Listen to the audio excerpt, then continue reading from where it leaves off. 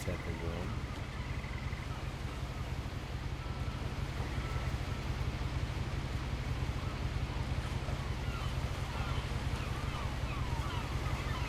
What remains of Edith?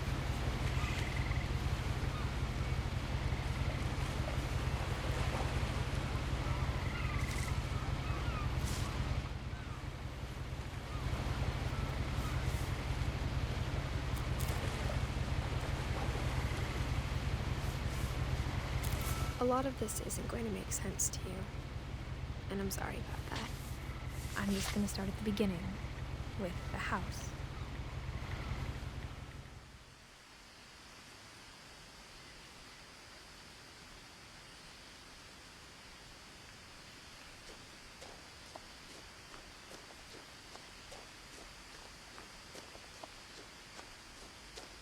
I lived here until I was 11, but I wasn't allowed inside half the rooms.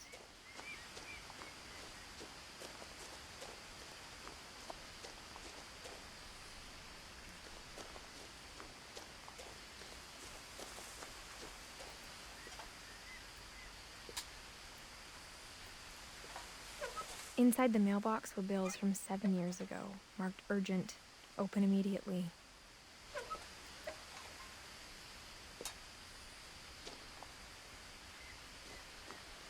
I hadn't been back since my brother Lewis's funeral.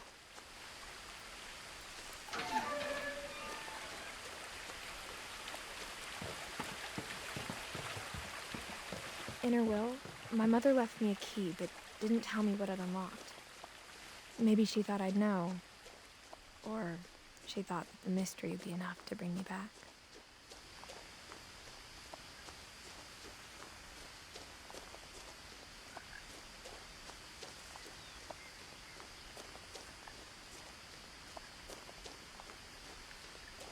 No one had driven this way in a long time, but I saw a few hoof prints.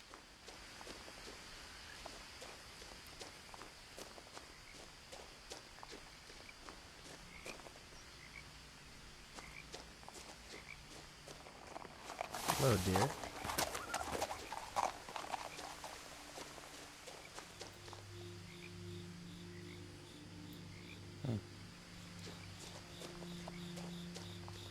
The truth is, even after I inherited the house, I never thought I'd come back to it. But now I had questions about my family that only the house knew the answers to.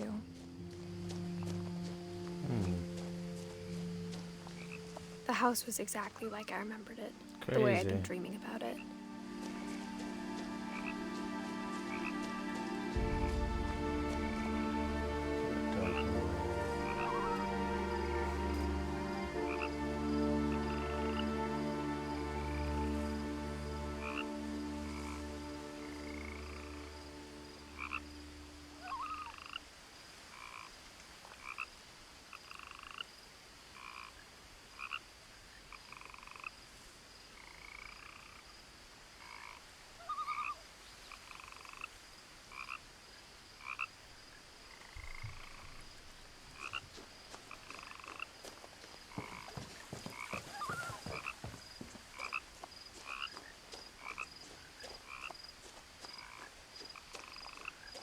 As a child, the house made me uncomfortable in a way I couldn't put into words.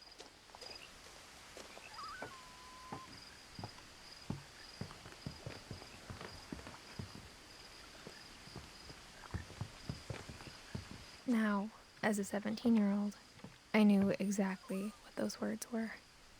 I was afraid of the house.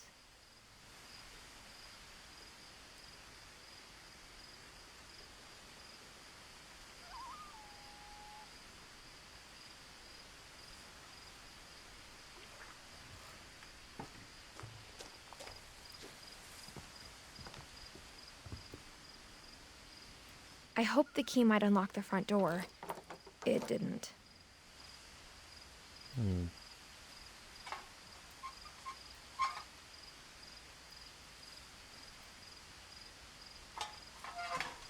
Looking in, I felt like the house itself had been waiting for me.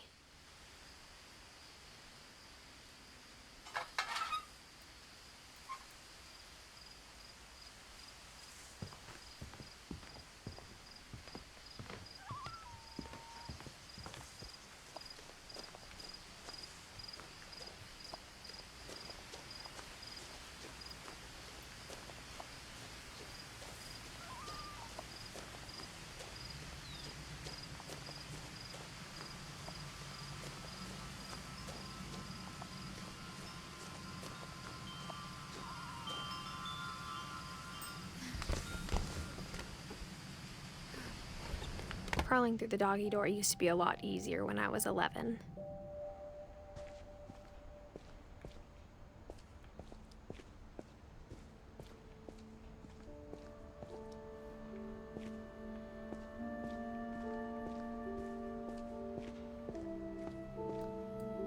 The power had been turned off the night we left.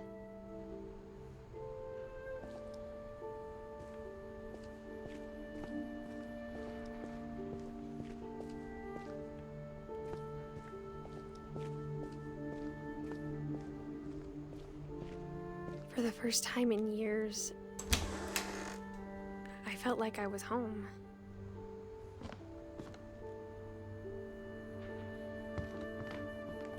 But instead of a family, there were just memories of one.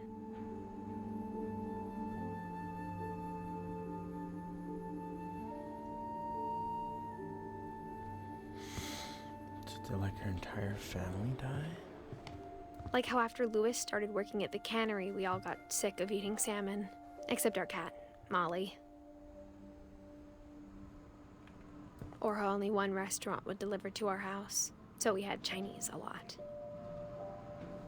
Love Chinese. See, that just looks so dark on my end. But not anymore, guys. It's probably my monitor.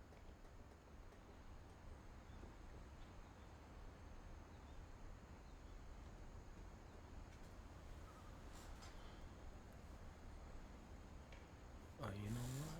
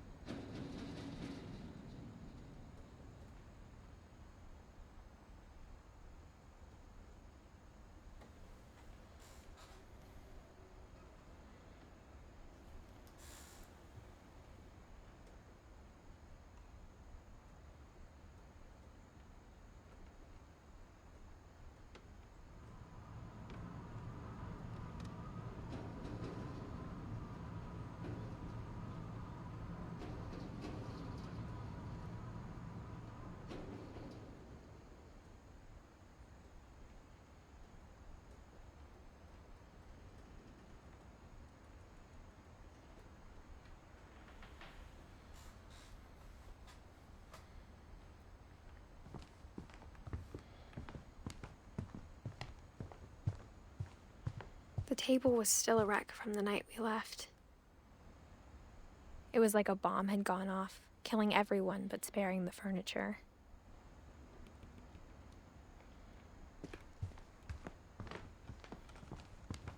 Why is the house? Nothing in the house looked abnormal.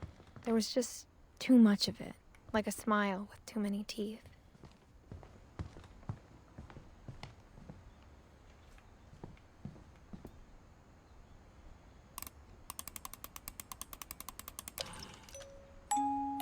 Great-Grandpa Sven built a music box for Barbara, along with the rest of the house.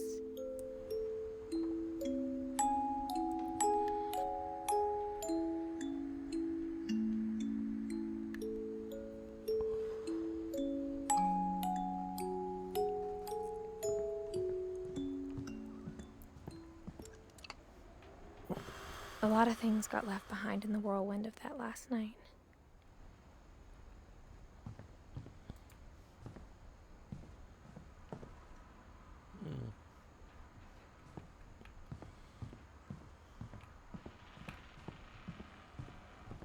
Mom always told me to stay out of the basement, so I wasn't too surprised when the key didn't fit.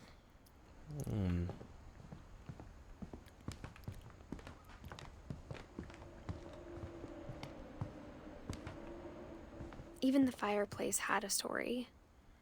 Edie told me the bricks came from the original house, after it sank.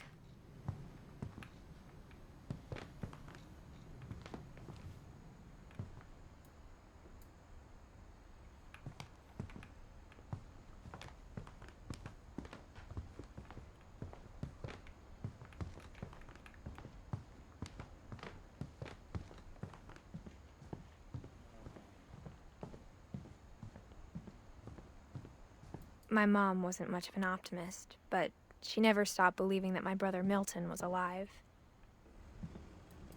After her brother, bro. After Milton disappeared, Mom sealed up all the bedrooms. Then Edie retaliated and drilled peepholes.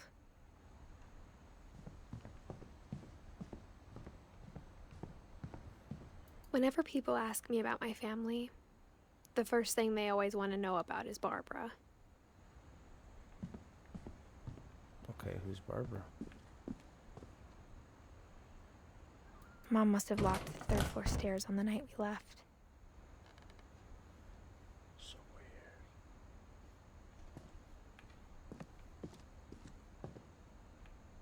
Edie's father, Odin, built the original house.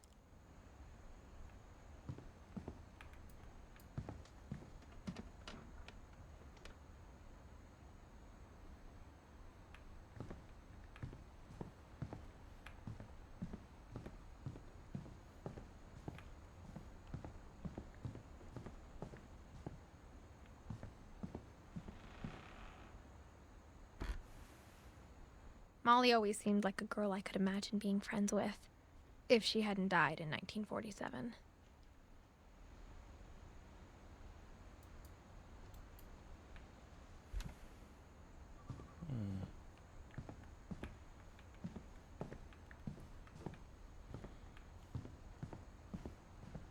I spent a lot of time playing in Great Uncle Walter's room. I think my mom sometimes regretted not sealing it up.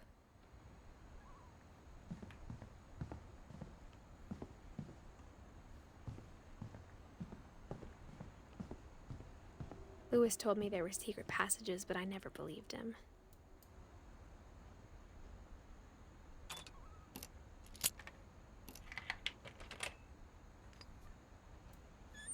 Turns out, my mom was really good at keeping secrets. Now it was time to find out what my mom had been afraid of.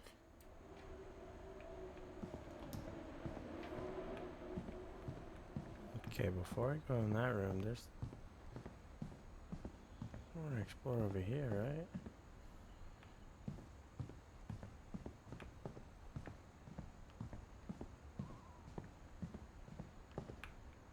It's a room.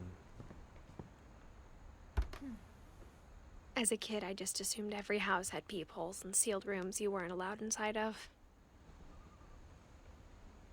Yeah, it's kind of weird.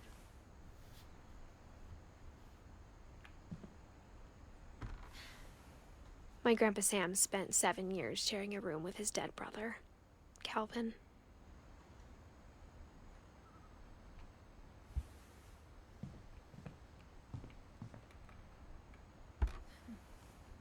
The last time I was in Edith Sr.'s room, I was 10 and she was painting my portrait.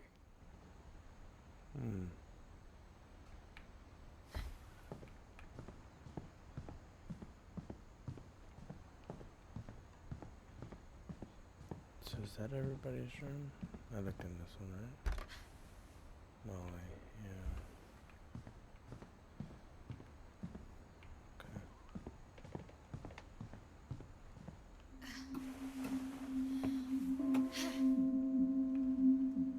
Reading this, maybe it sounds like I had a plan. From the paintings on the wall, it was clear my brother Milton had been here before me.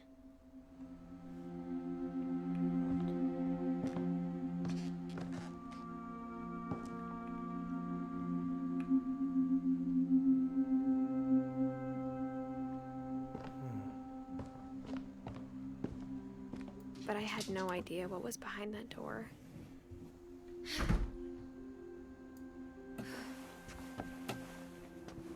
Just like I had no idea where all this was gonna lead.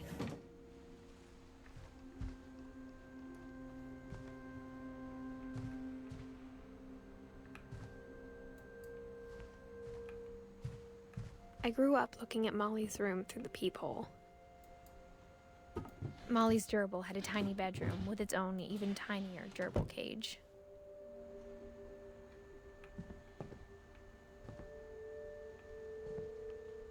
Being inside for the first time, I felt like I'd stepped behind a painting. Yeah, it feels that way.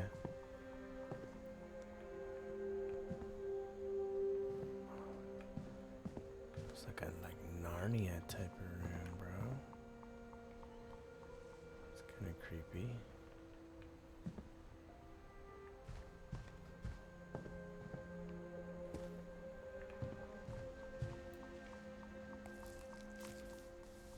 December 13th, 1947. Dear Diary, I'll be gone soon, but I wanted to tell somebody about what's gonna happen. It started when Mom sent me to bed without dinner. I woke up and I was starving, so I looked around for something to eat.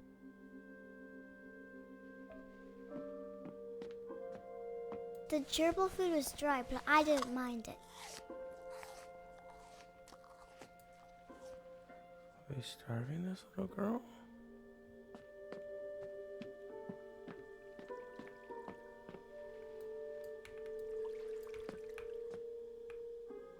I thought about eating Christopher, but I held back.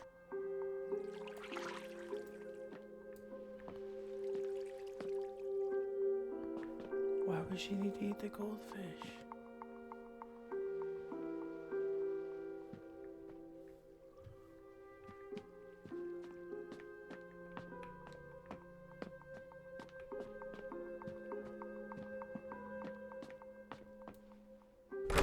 Mom, can I come out now? Sweetheart, it's late. Go to sleep.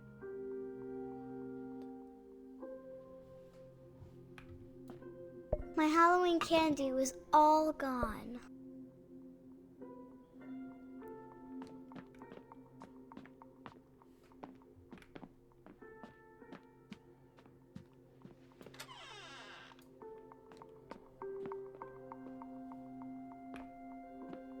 I ate a lot of things that night.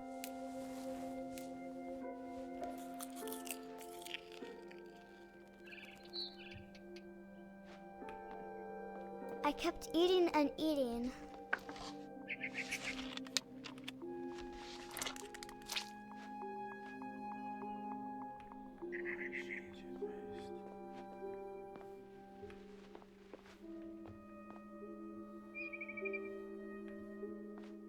Then I heard chirping outside my window. It was a barn swallow going back to her nest. I reached out for her.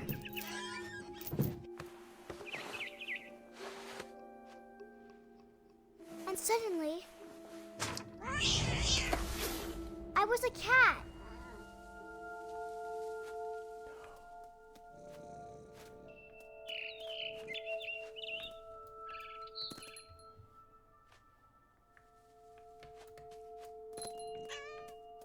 I tried to be quiet, but the bird was really scared.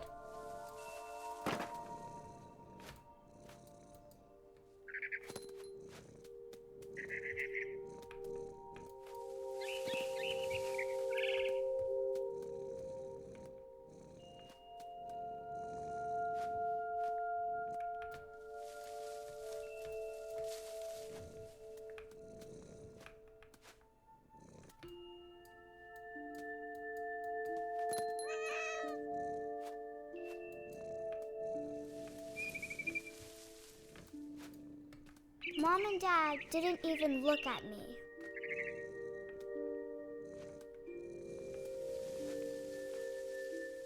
Where did he go?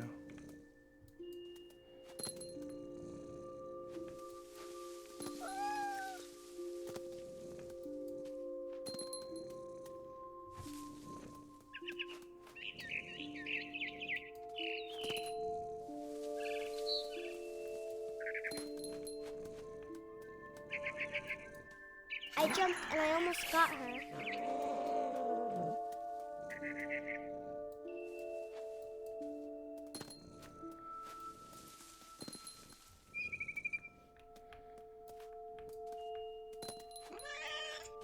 I could tell she was getting really tired.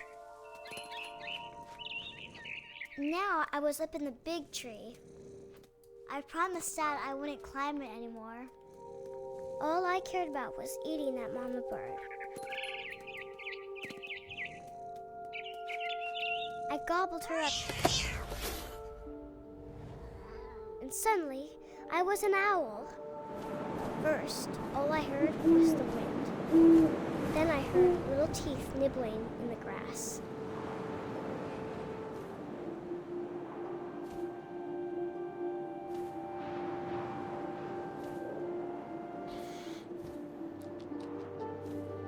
Rabbits.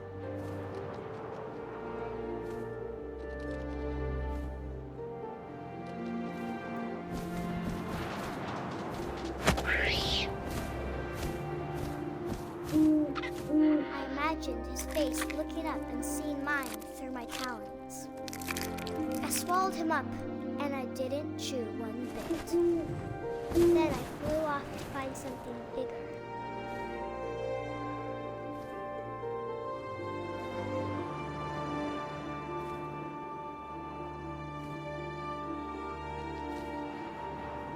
A mama rabbit.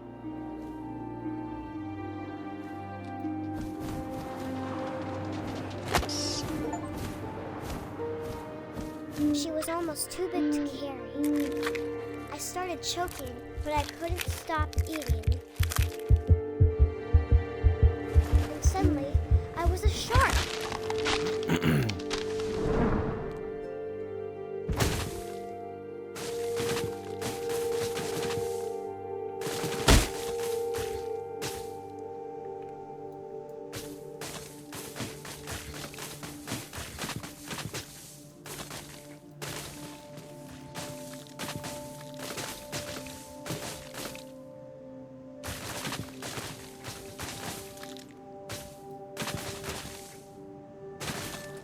I rolled off a cliff and into the ocean. Now, I was hungrier than ever.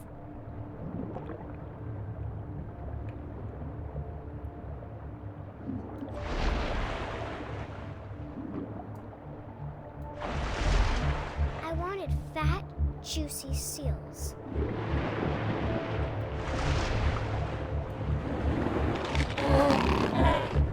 I tore off her flipper, and it tasted really good.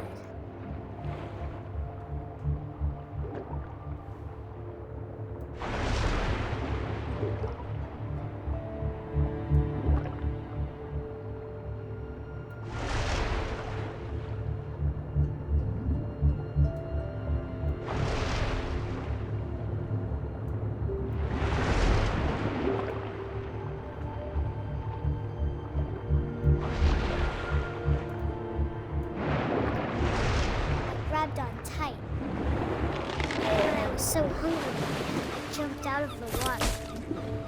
When I opened my eyes, everything had changed.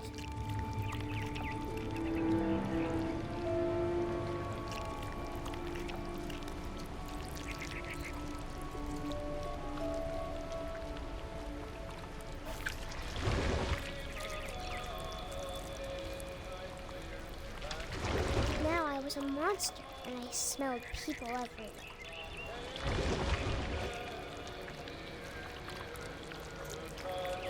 Bro, am I Vecna right now?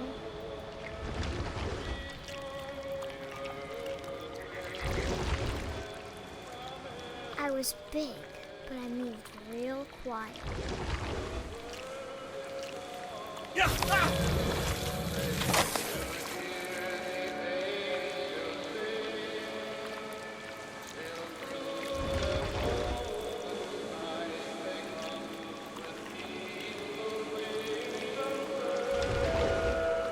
I wanted to stop, but also I didn't.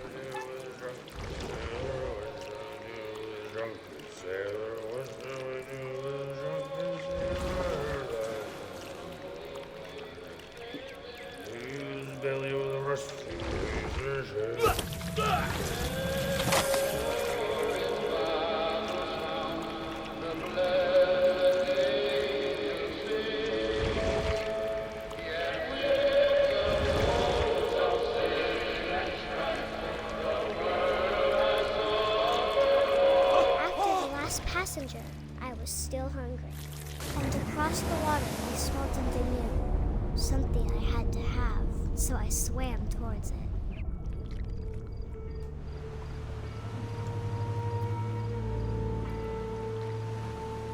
I slithered onto the sand, and the good smell went into an old pipe.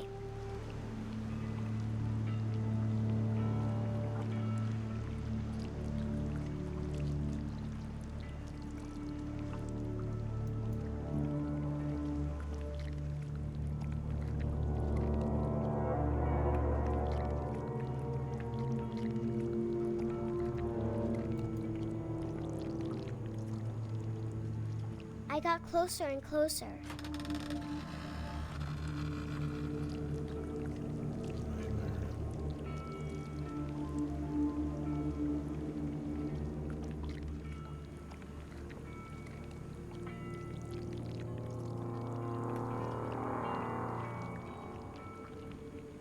All of my stomach started growling. And suddenly, I was me again.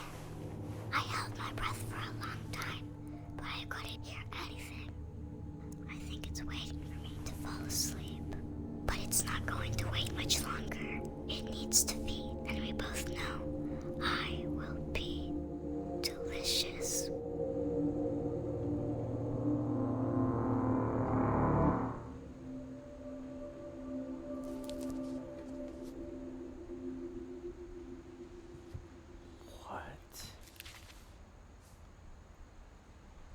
I'm not sure if I believed all of that, but I'm sure Edie would have.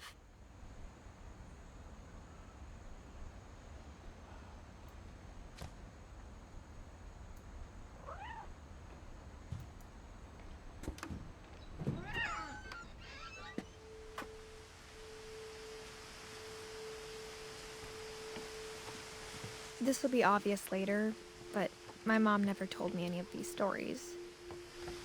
Edie would have, but Mom didn't like bringing up the past. Though, when we adopted a stray kitten, she was the one who named it Molly. I spent a lot of time in Great-Grandma Edie's room. Edie knit me a new pair of gloves every year, just in time to replace the old ones. Louis died a week before we left, but Edie had already started to memorialize him. Her room was like a museum. For 500 years, the Finches have been famous throughout Norway for their fortune and misfortune.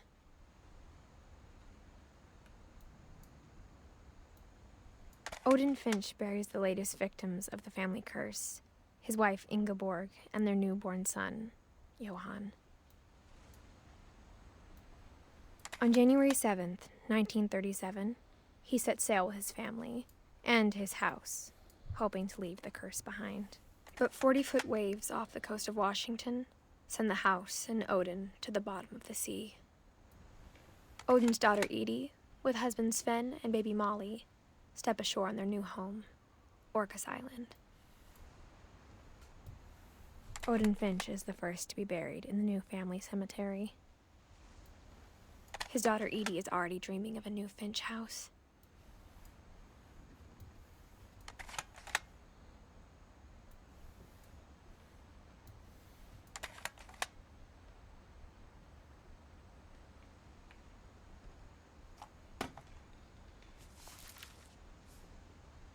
Whatever's wrong with this family, it goes back a long ways.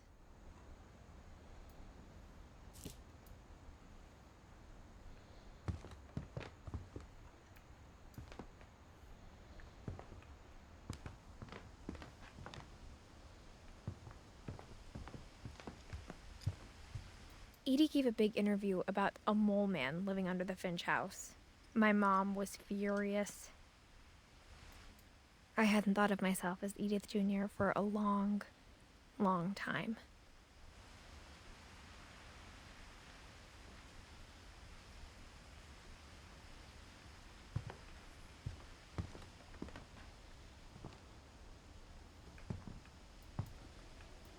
One summer, they evacuated the island, but Edie refused to go. For a few weeks, she was a celebrity.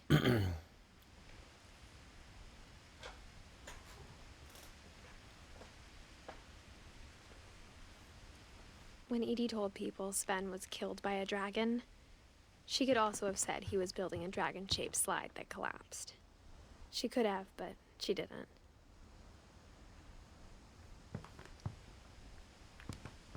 So Even in her was a 90s, liar. sometimes Edie seemed a lot younger than my mother.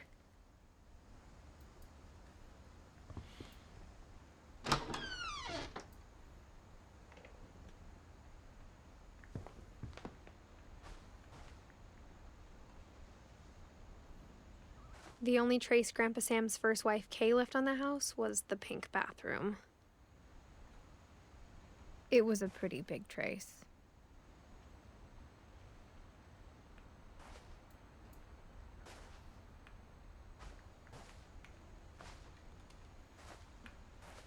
Could you imagine a bathroom like this?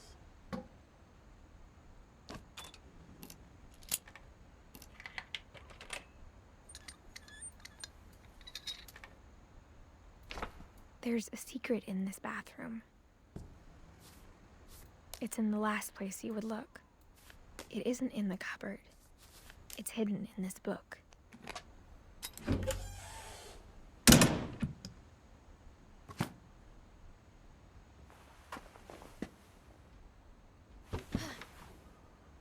Sven gave Sam an old camera he'd refurbished.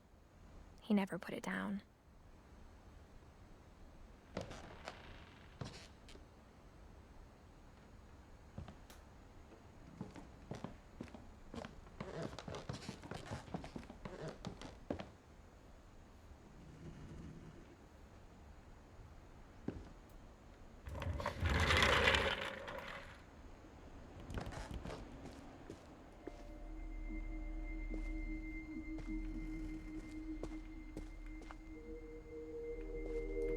I knew Grandpa Sam had a twin, and that he never talked about him. I guess my grandpa didn't like history any more than my mom did. Bro, this is a whole ass like Dr. Seuss house.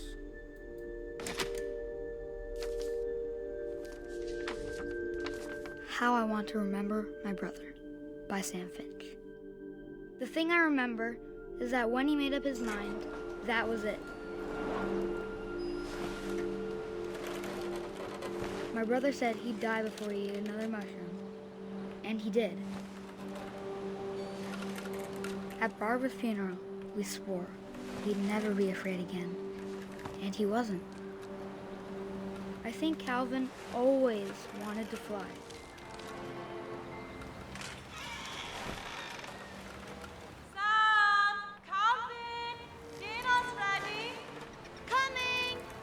But that day, he finally made up his mind to do it. I told him going around was impossible. Maybe if I hadn't said that.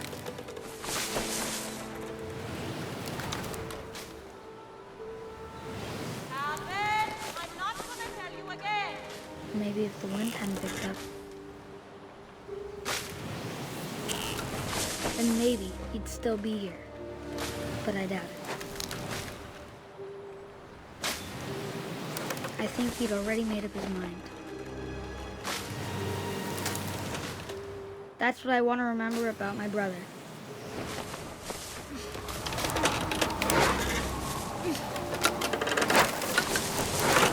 The day he made up his mind to fly.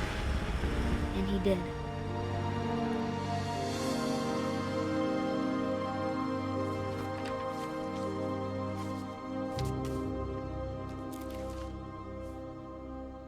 Calvin's story felt strangely familiar. When I was younger, I remember trying to do the exact same thing.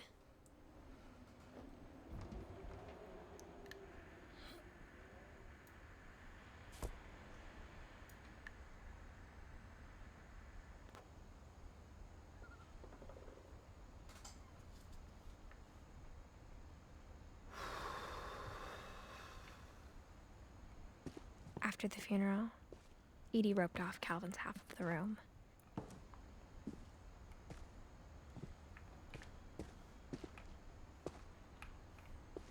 Mom said Grandpa Sam enlisted at 18 and never set foot in the room again.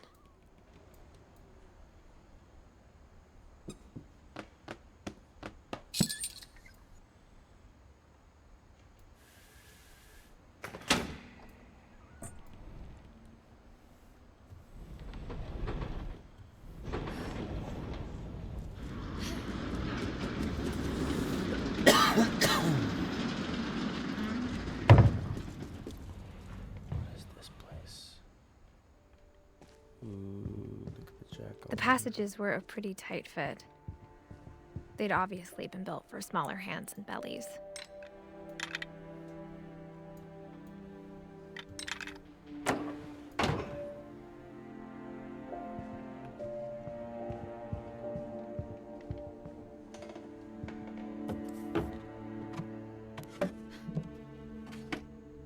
Growing up, I always thought of Barbara as a child star. Why is it playing your music now?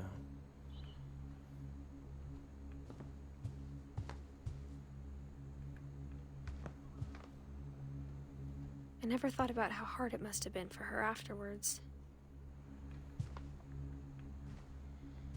Barb Street? Wait.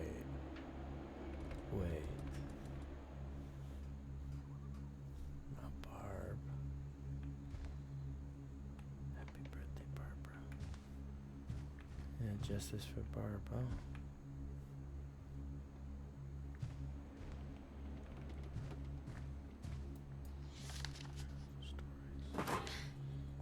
Of all the stories people wrote about Barbara's death, I'm surprised Edie saved this one.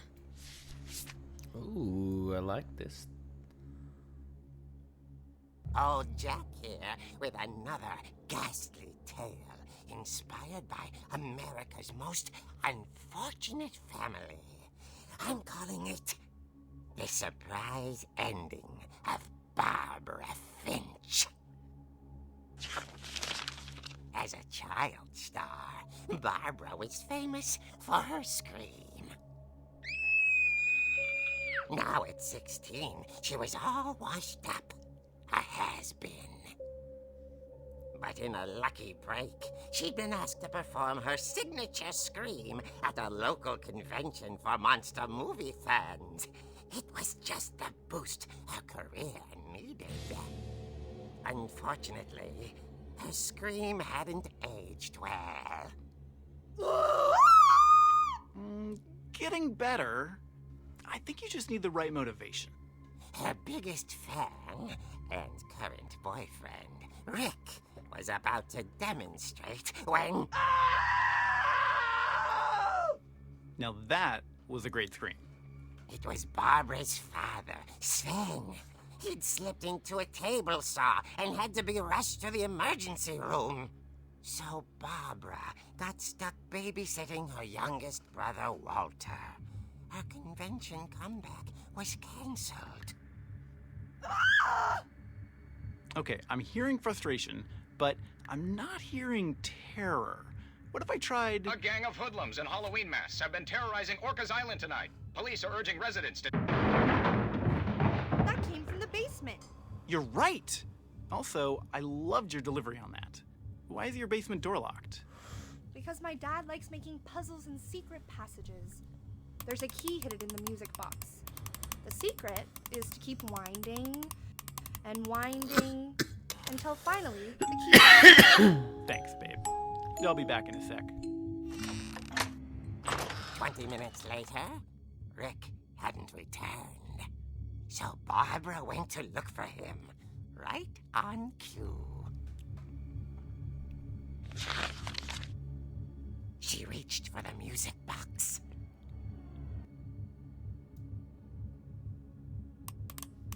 And as she wound the key, she listened for Rick, but the house was silent.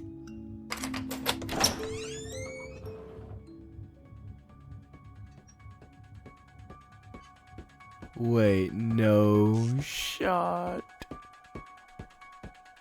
Bro, why is he playing the Halloween theme?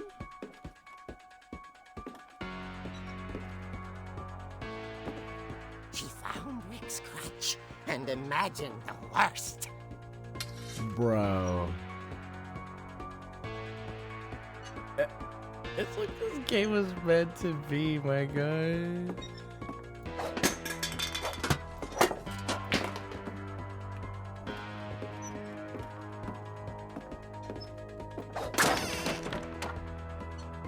The gang's leader is the infamous Hookman killer, Dr. Carl Hamill, who impaled and then ate his family 10 years ago tonight.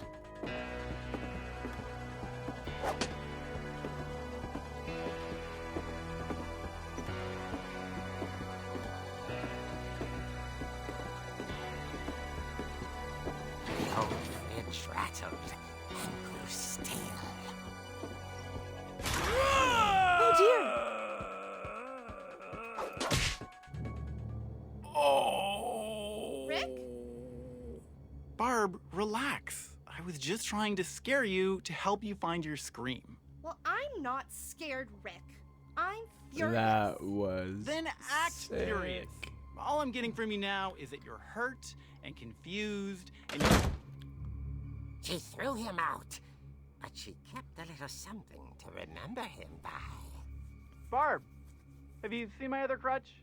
And she was still holding it when she fell asleep watching the late picture show. Hours later... Barbara! Walter, what's going on up there? Ah! Okay, I'm coming up, but if this is a trick, you're dead, Walter.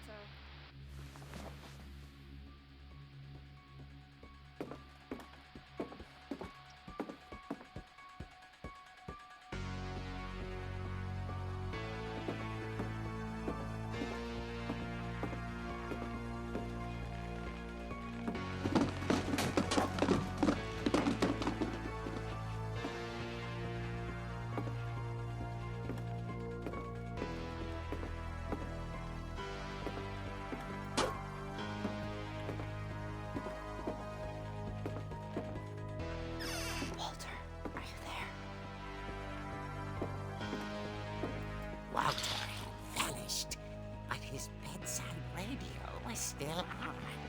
Orcas Island police describe the man as 6 feet tall, with a steel hook for a hand. Residents are urged to lock all doors and windows and notify the police of any suspicious activity. Barbara turned, saw the hook man, and was speechless. He was quite smashing. And he was. He couldn't get enough of Barbara.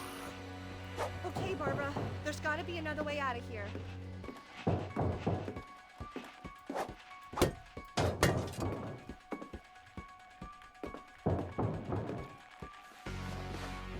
That night, she played her part beautifully.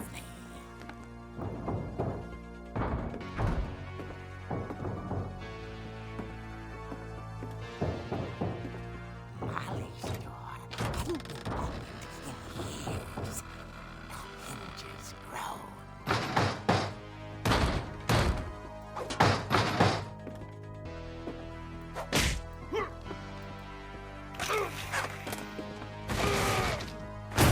He wasn't moving, but she sensed the story might not be over yet.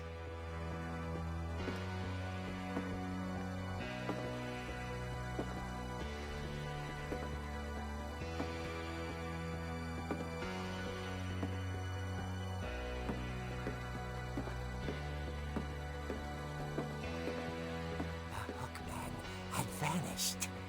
She listened for his breathing, but all she heard was... Yo,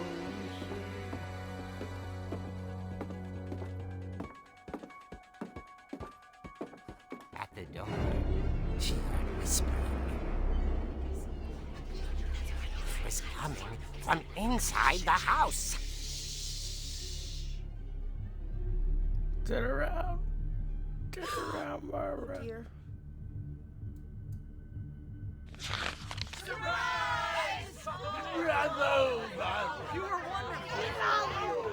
monsters had come to surprise her. For Barbara, it was a dream come true. Then she saw what kind of monsters they were, and she realized what was about to happen. She was going to be famous. And with her final breath, Barbara Finch gave the performance of her life.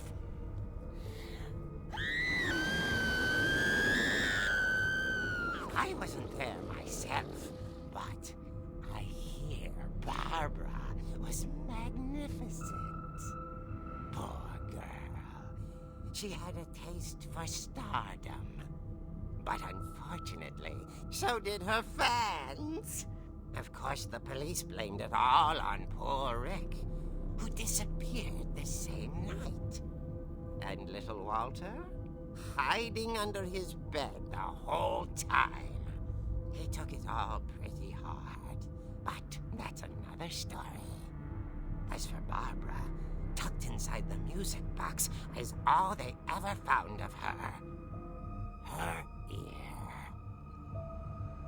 Now that's what I call a real eerie tale. Love it. Oh, the vibes of that were so cool, man.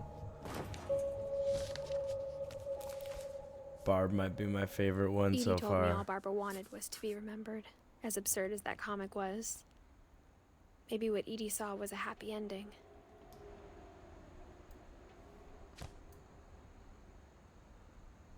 Okay. I like Barb's story.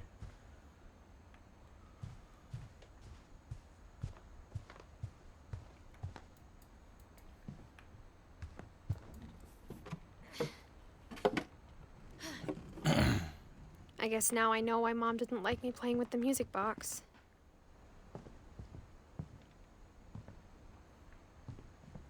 Okay, so where was that music box again? It was... No, it was downstairs. I believe.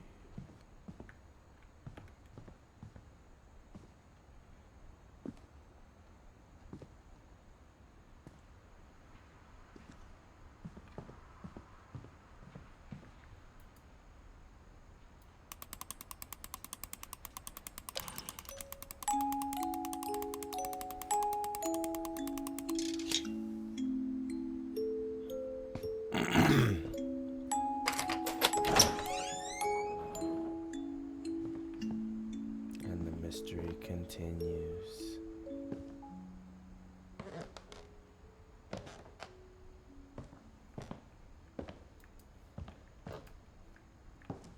Oh. Pool table. Mind if I do?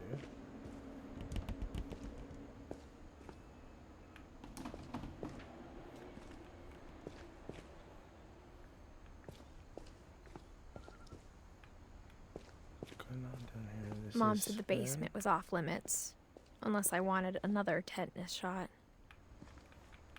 Another one. She's had one before.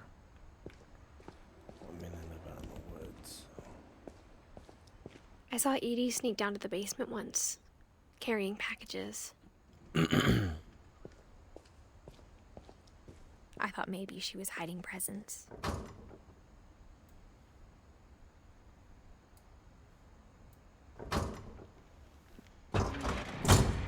It turned out she was hiding a lot more than that.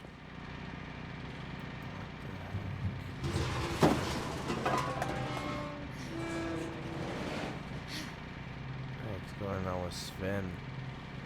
I remember asking Mom once about where Walter had gone. She said after Barbara died, he got as far away as he could.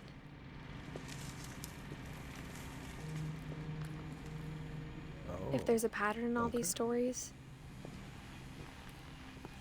I think it's that none of us has gotten very far.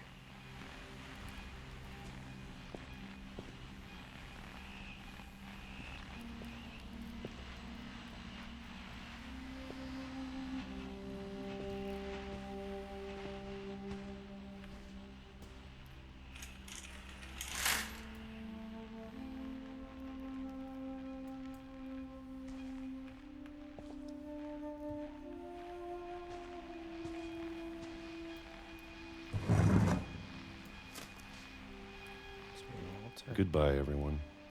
I can't believe I've been down here for 30 years. On that first day, after the shaking started, I didn't think I'd survive a week.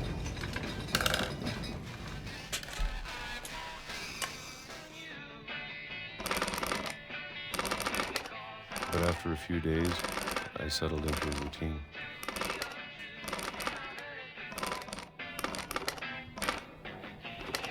That's what kept me sane. Having a schedule, living for today. I always expected to be dead tomorrow. Some sploosh. But if you wait long enough, you get used to anything.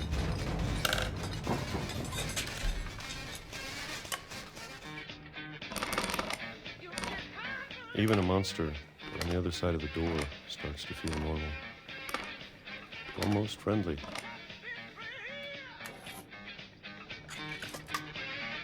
Surrounded by creatures, huh? And then one day, everything just stopped. Whatever that thing was, it was gone. Maybe it got tired of waiting. Or maybe I just got tired of being afraid.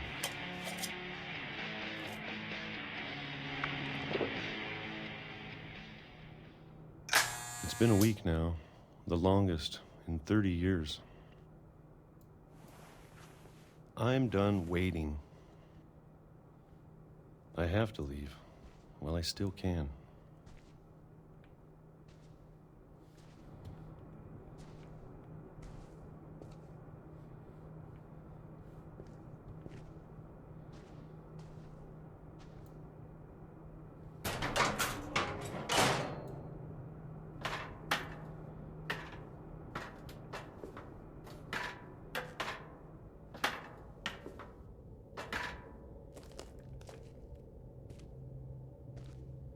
I know it's out there, somewhere.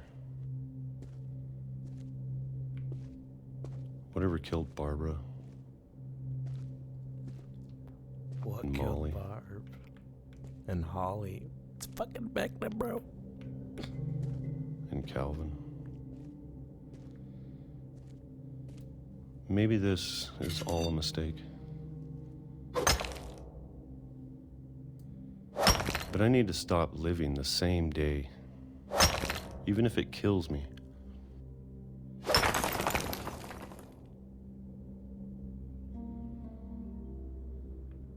Whatever's out there, I want you to know I'm ready for it. I'm going to appreciate all of it, especially the food. I don't mind if I only have a year left, or a month, or a single week. I'd be happy with one new day. I can already imagine the sun on my face.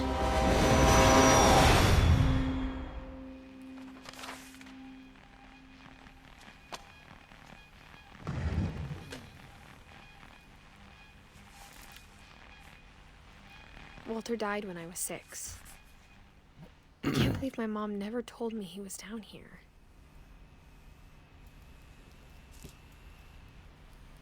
That's crazy. Ah, the peaches and canopy. Weird.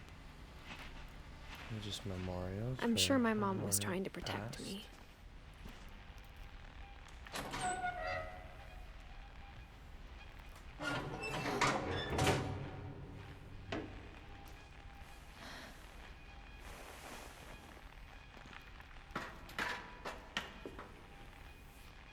Maybe she was afraid I'd end up like Walter.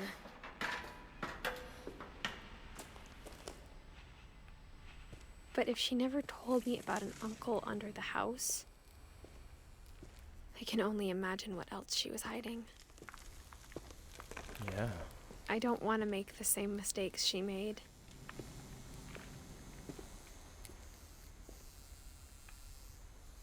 Trying to bury something that's still alive.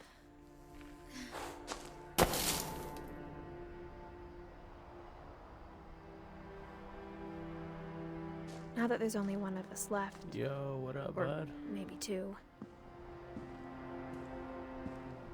I thought it was time I heard the stories for myself and found out what happened to everyone else. But now I'm worried the stories themselves might be the problem. Maybe we believed so much in a family curse, we made it real.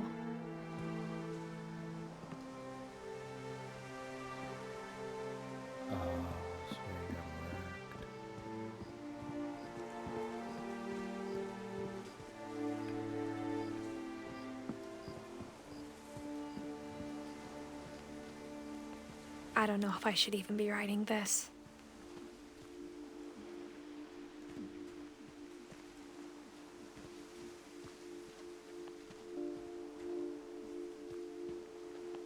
Maybe it'd be better if all this just died with me.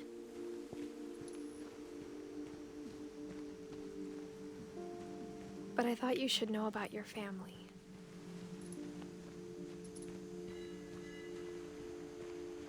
And the history you're a part of.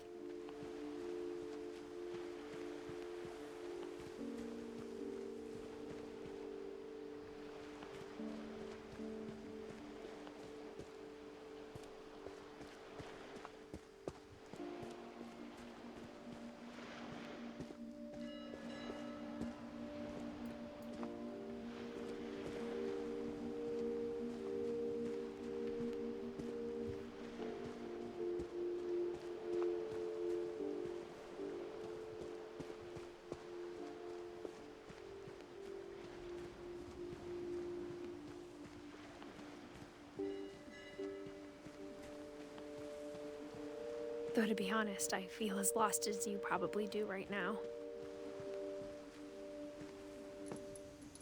I think the people in these stories believed them, for what that's worth.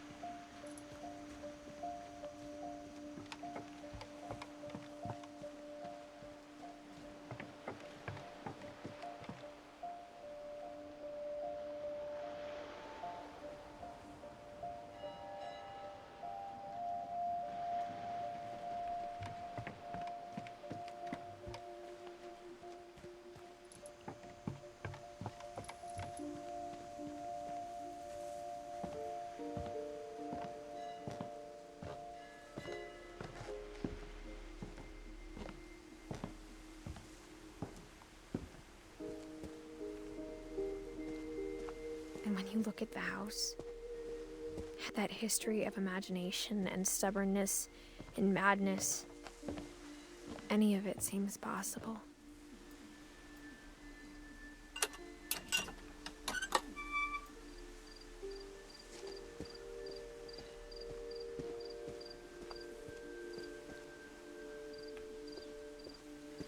I think we've been surrounded by death for so long, we've just gotten used to it.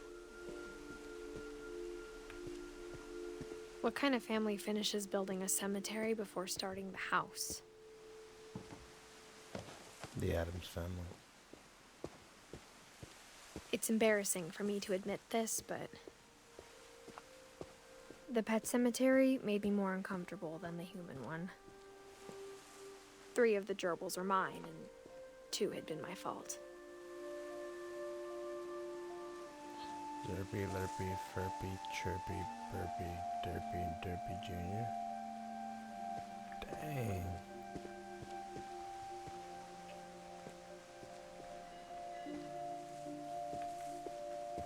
Sven built the house, but it was Edith who designed the cemetery.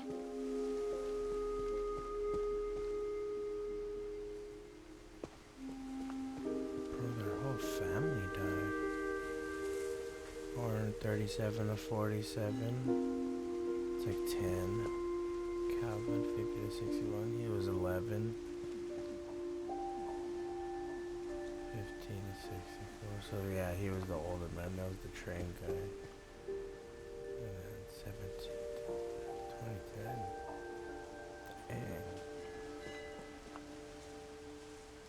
It's like 44 to 60. She died on Halloween. She was born on Halloween, died on Halloween. I'm sure Odin's monument had been Edie's idea. My mom was always trying to move on, but for Edie, the past never went away.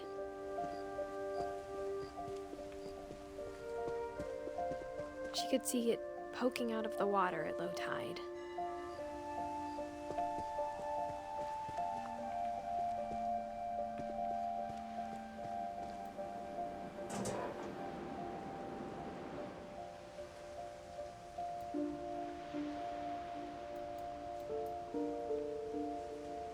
Edie said she dreamed about the old house every night.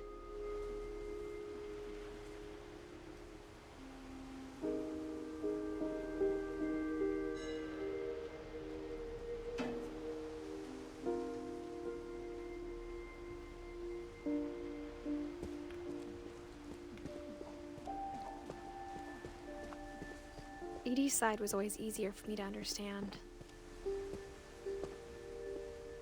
But the older I get, the more I can see where my mom was coming from.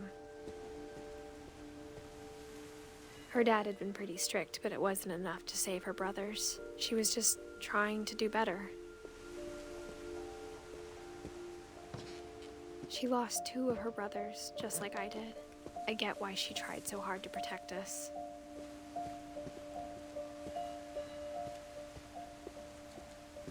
There's so many things I wish I could ask my mom now. Part of me thinks this is what she wanted all along. For me to come back someday and find everything out for myself.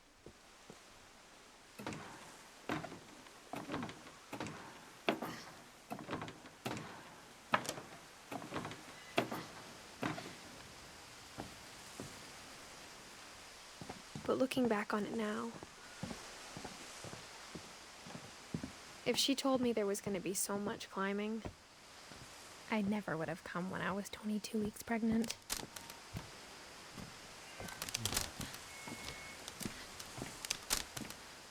Excuse you?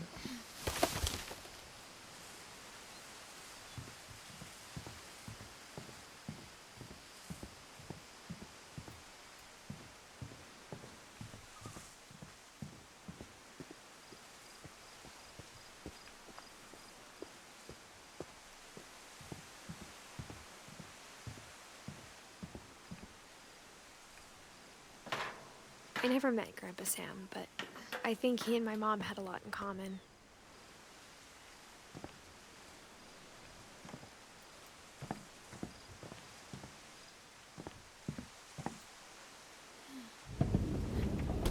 They were both pretty intense.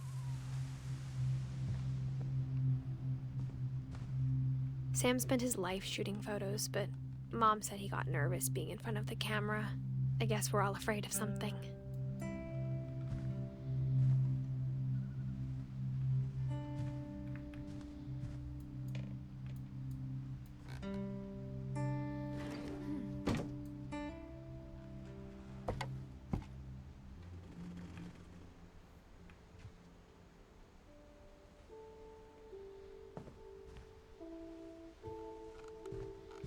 Instead of hiding from death, Sam seemed to go out of his way to meet it.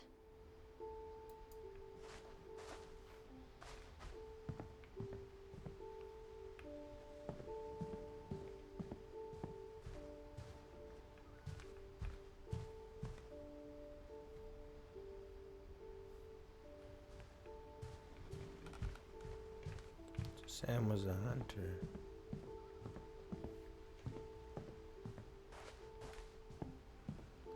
No craven.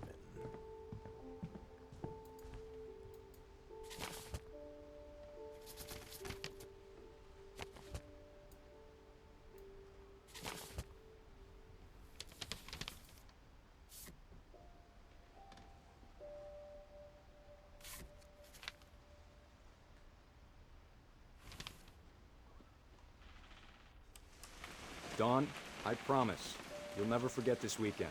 Yes, sir. These memories are gonna last a lifetime. Mm-hmm. Am I gonna have to... Perfect. It's gonna rain the whole weekend, isn't it? I will never forget this weekend, Dad. That's the spirit.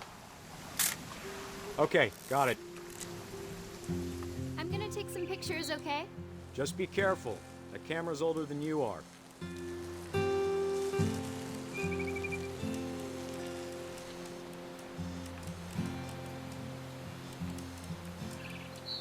You're right, Dad. It's starting to clear up. Still freezing, though. Aw.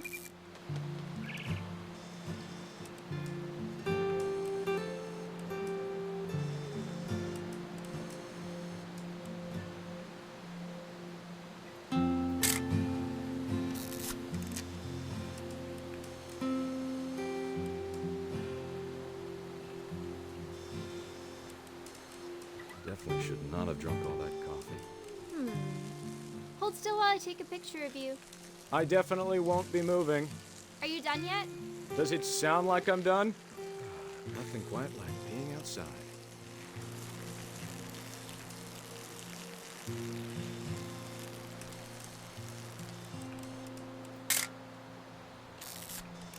Oop, a little more gas in the tank, I guess. Does it want me to take a picture of him pissing? Hey! That's a keeper. I'm just saying, I'm not always gonna be here, Don.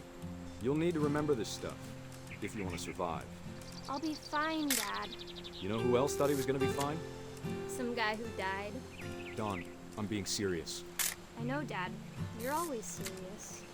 Doesn't being out here make you want to chill out? Well, to tell you the truth, I haven't been out here in 20 years.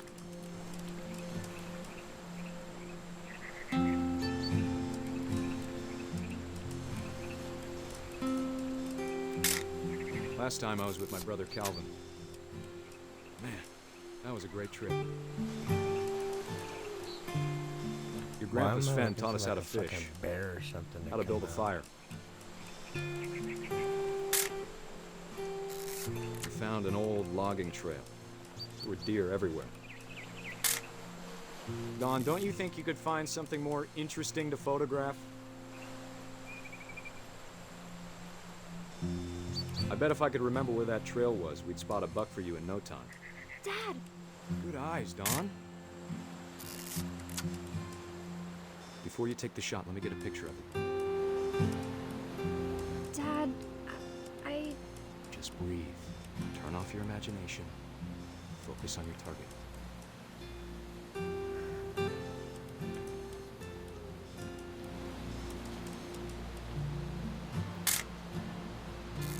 Let me get behind you.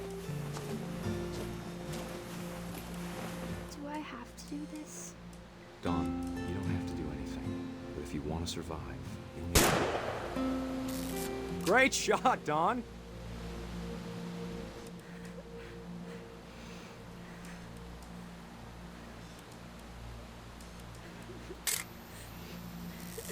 I'm proud of you, Don. Always remember that, okay?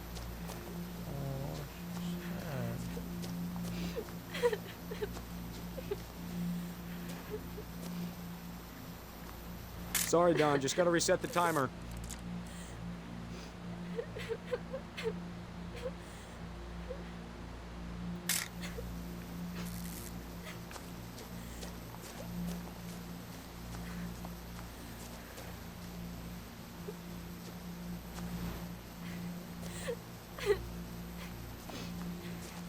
Dad, it's twitching. I think That's it's totally normal, Don. Just focus on the camera. Try not to think about. Dad!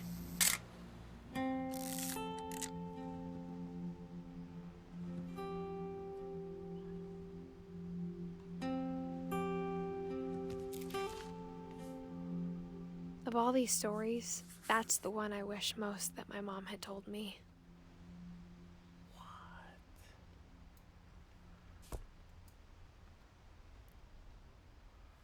This is terrible. Okay, so yeah, they probably want me to go out this way. After Sam died, my mom and Edie got really close. They'd both lost a lot.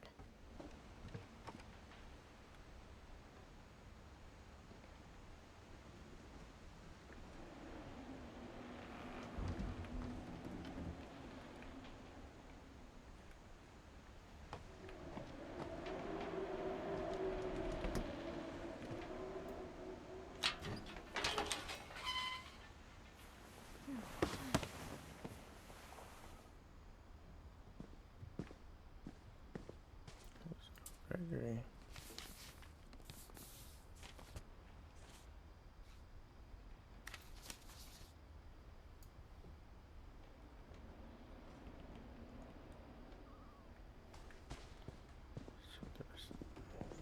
I can't imagine my mom ever writing poetry, and yet...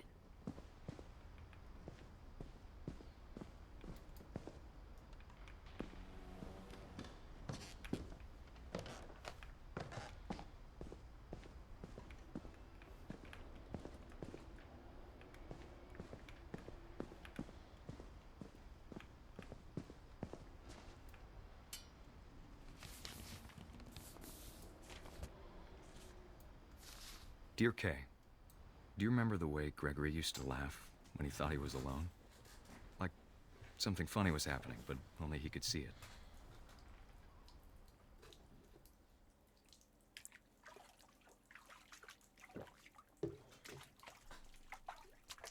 I think he saw things the rest of us don't.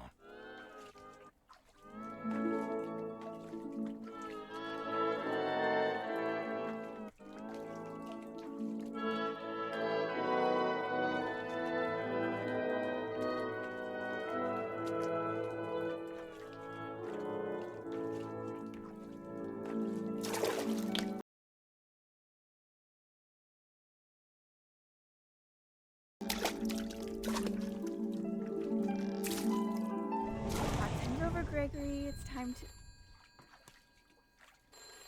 Hold on, sweetie. Hello?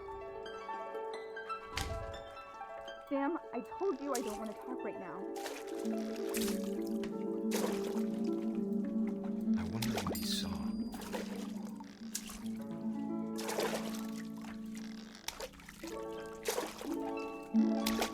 What his world is like.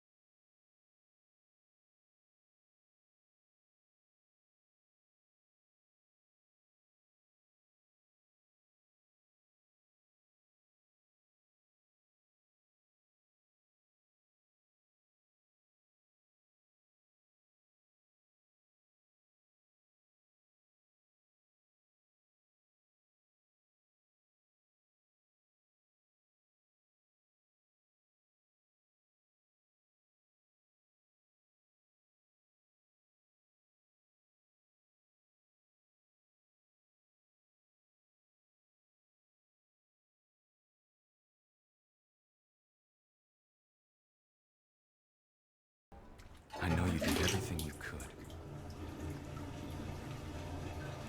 Maybe if I hadn't called that night. Damn it. Hold on, I don't want Gregory to hear this.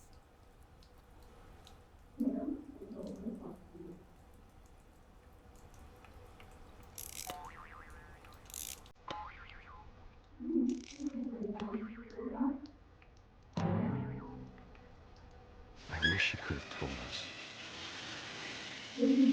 Oh The whole no. we saw.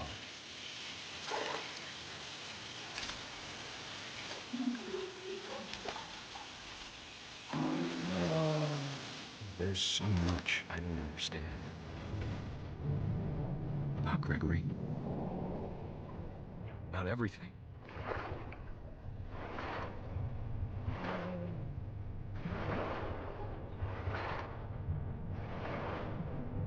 I know what happened wasn't your fault.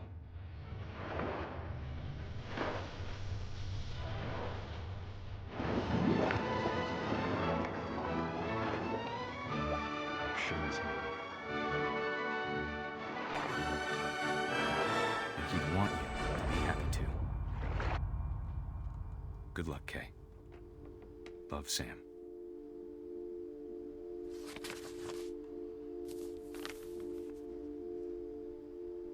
That's in the divorce papers. Oh.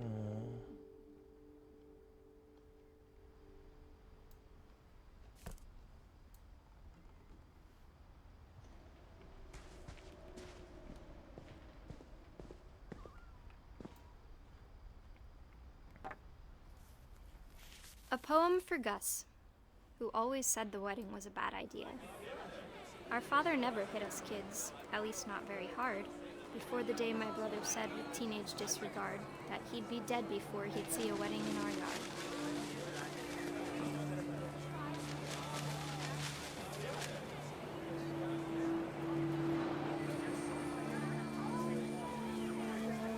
My father made him come, of course, but Gus stood far apart, just flew his kite and bottled up the storm inside his heart.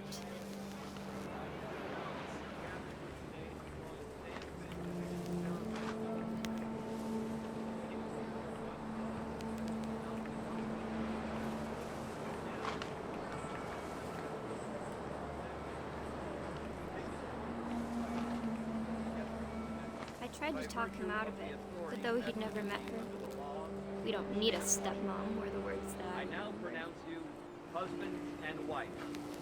You may kiss the bride.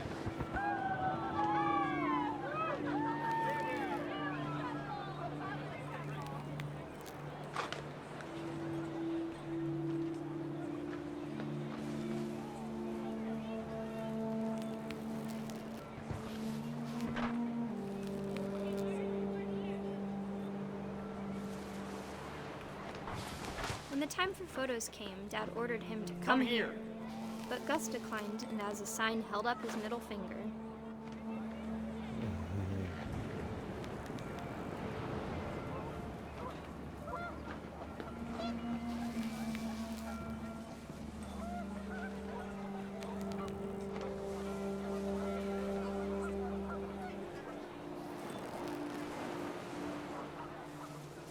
The wind picked up, and panicked geese appeared and quickly went. But all the humans did that day was go inside the tent.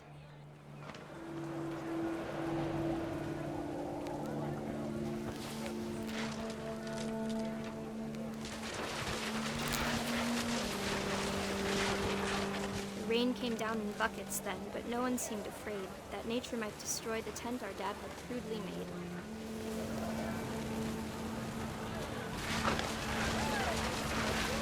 Thunder sounded much too close and full of angry power.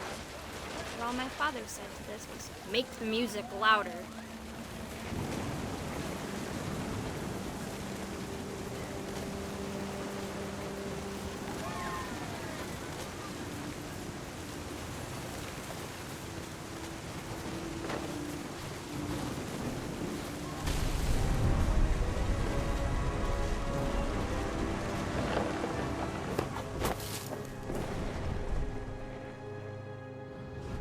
I wish that I could truly say I thought about you on that day.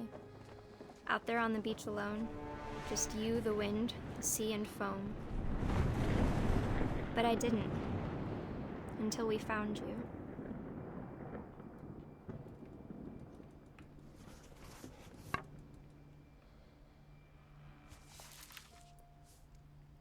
She never talked about him, but Mom told me once if I was a boy, they were going to name me Gus.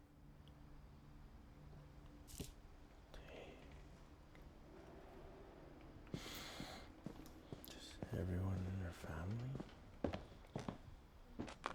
My mom moved up to the loft after her brothers died. At the time, it was as far away as she could get.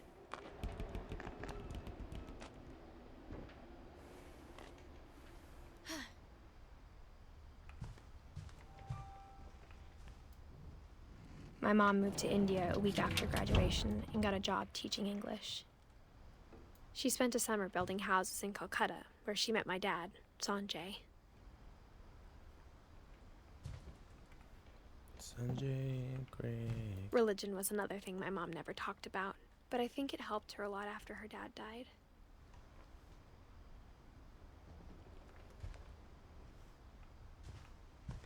Louis was born a year later.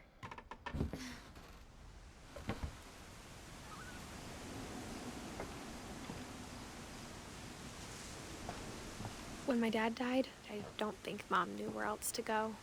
I'm sure Edie was happy to have her back. The house had to get a little bigger, but Edie was used to that.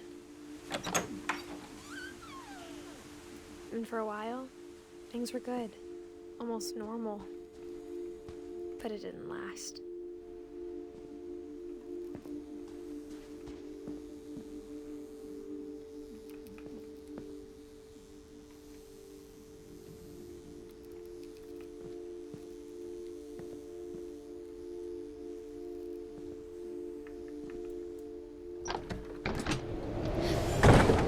The beginning of the end was Milton's 10th birthday, when Edie gave him a castle.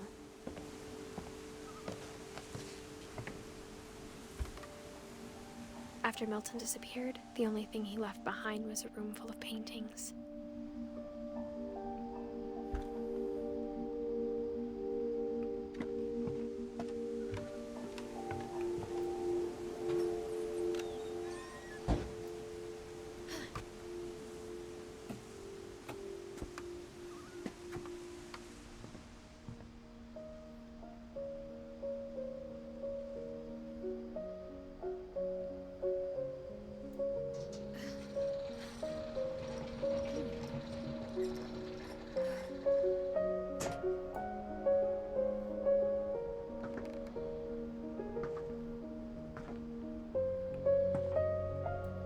See what happened to Milton.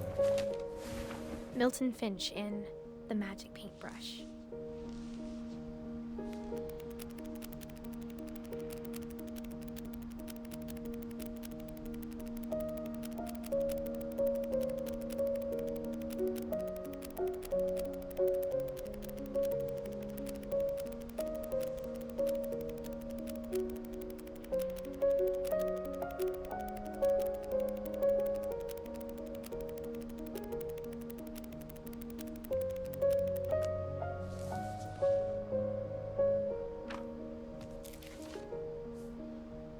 What happened to him? I was 4 when Milton disappeared. He just disappeared?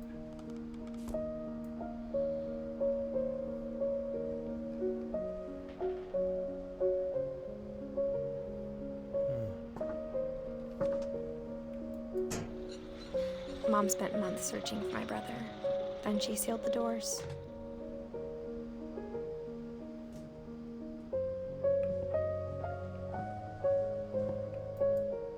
Whatever Milton had found in the house, Mom didn't want it getting out.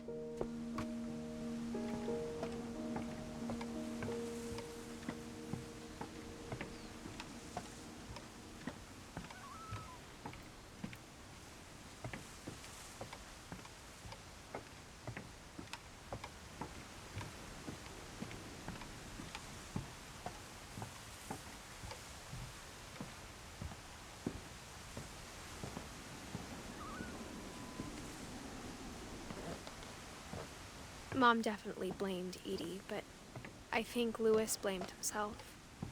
After he graduated, he just spent more and more time in his room, until Mom got him a job at the cannery.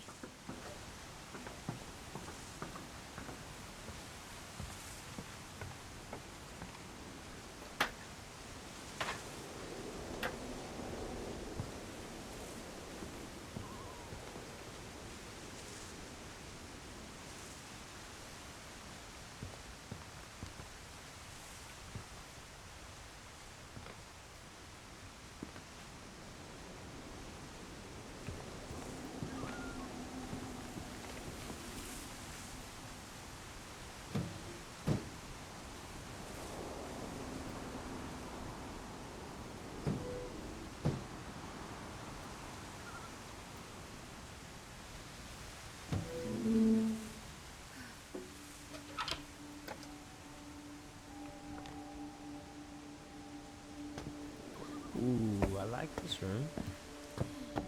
Lewis's room smelled very, very familiar. That part of him lived on. Hey.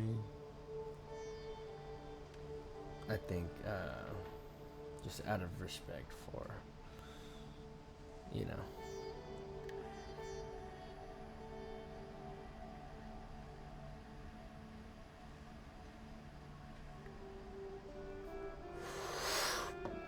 We take a fat rib.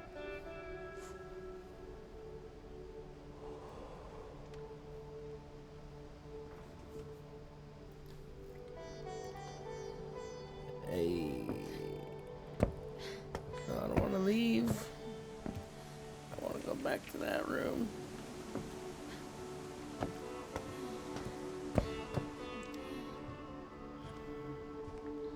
Homie got a PlayStation and the dual monitor setup. This is my guy right here.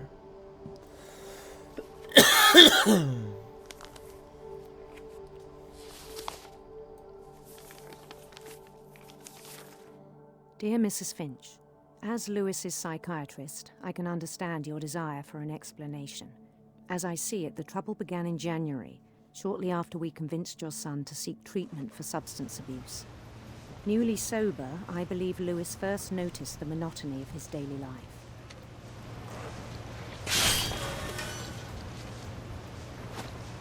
He kept working at the cannery, but he withdrew part of himself. In our sessions, I saw the same behavior. His mind began to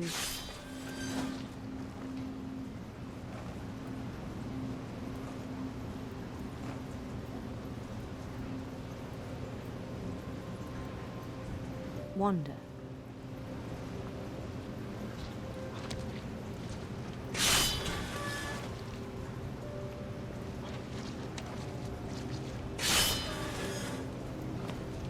I asked him to describe it. He said he started small, imagining a labyrinth.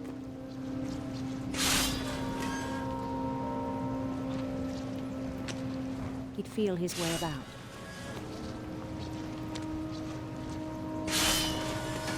Then something moved. Bats. And toads.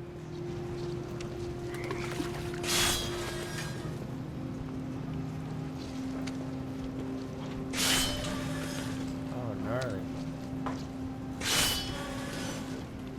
And things that have not names. He knew it was all in his head.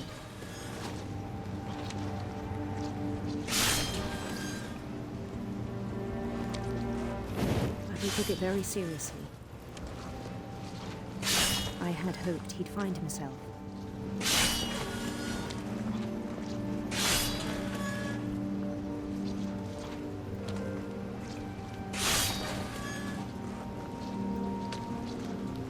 But he found something more.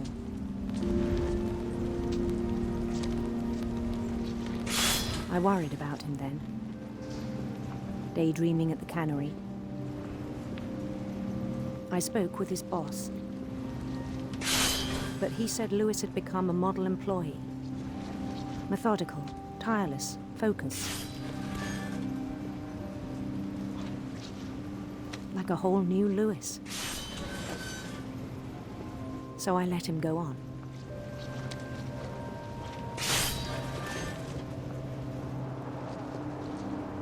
I even encouraged him. It seemed very promising at first. He told me he'd made a new friend.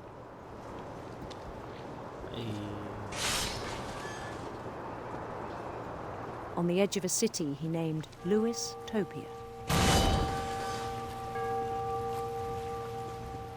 He built the city up slowly, brick by brick. Then he made musicians.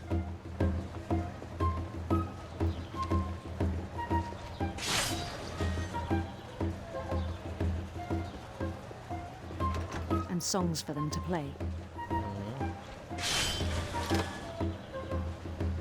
He talked about starting a band.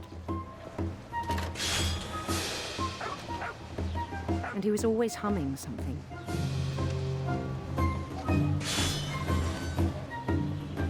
Every day his imagination grew stronger.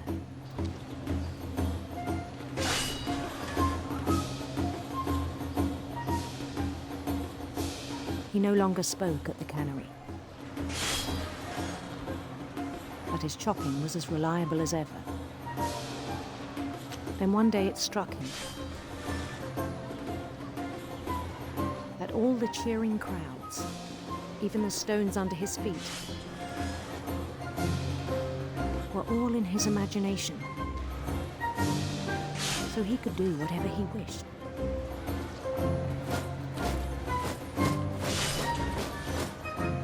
He held an election for mayor. And he won. They begged him to stay, but his mind was already wandering. It became a game for him.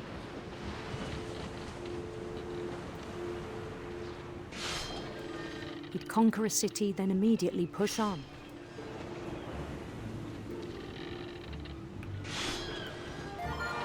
New Louisville.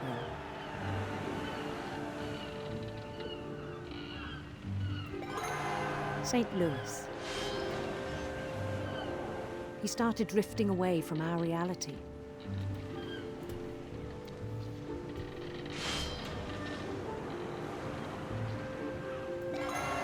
Minneapolis. Until one day he forgot to go home from the cannery. Even as his mother pleaded with him, part of Louis kept sailing on.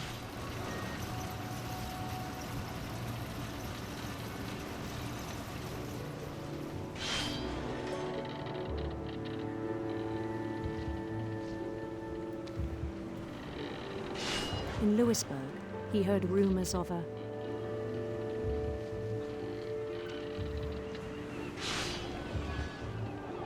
handsome queen.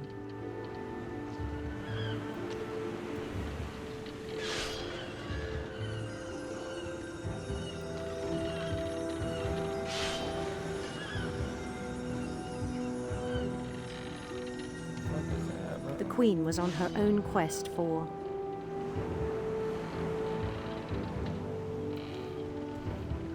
sinister serpents.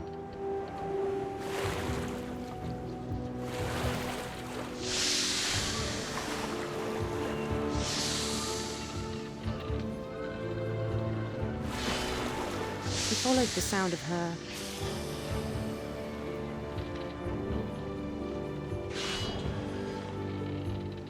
electric sitar.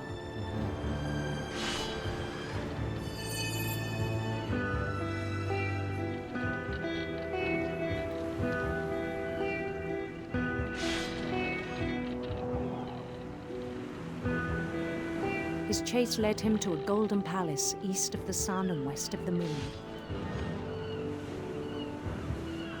Even then, his logic remained sound.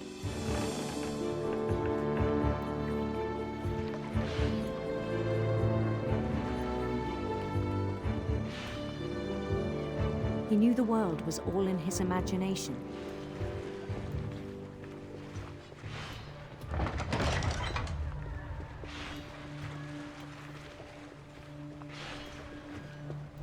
But he was so proud of having created it.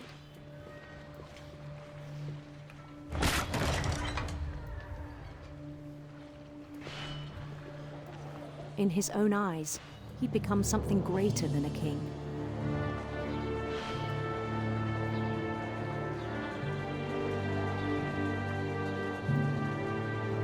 For someone who'd never known success in the real world, I think it was overwhelming.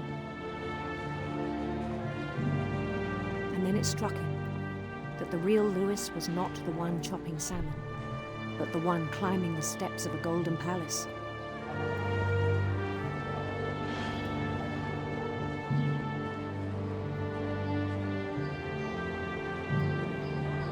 My imagination is as real as my body, he told me.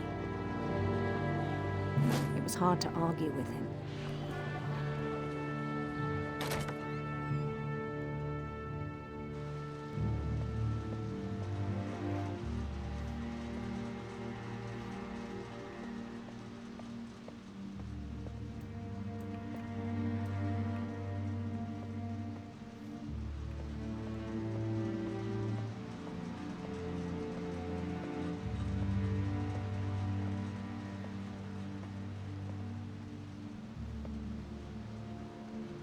Began to forget the world we know.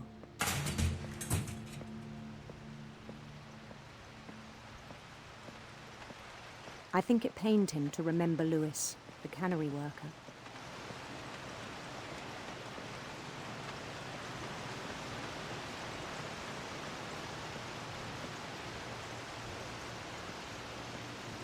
He began to despise the man with a royal contempt.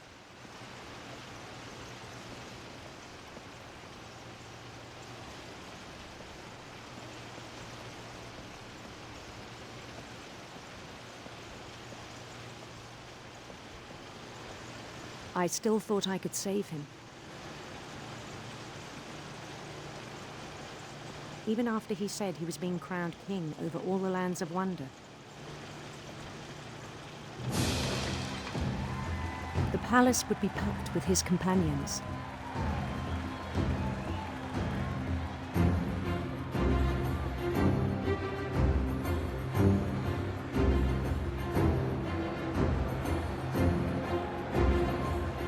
Including the wise Calico who'd insisted on inviting him.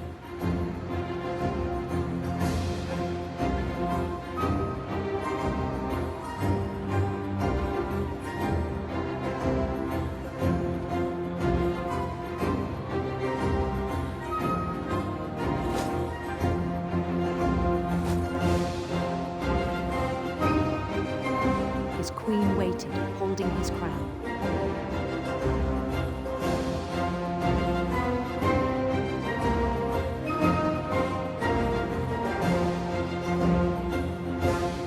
There was only one thing left to do.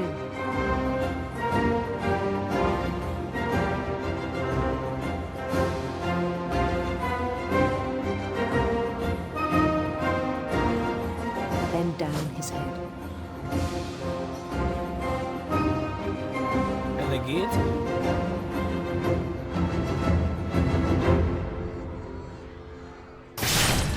And the rest I think you know. Mrs. Finch, your son was a kind man who will be missed by all of us who knew him.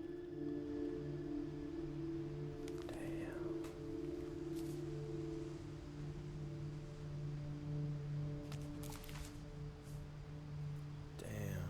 My brother was really cool. I wish you could have met him.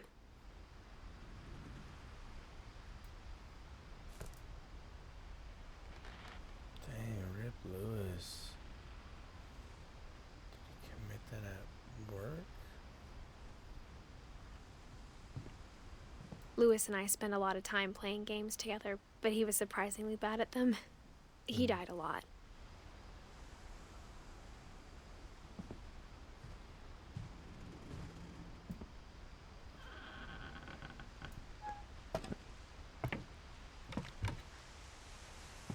On the way back from Lewis's funeral, my mom told me to start packing. She waited until the day before we left to tell Edie. I'm not sure if she wanted to make it easier or harder.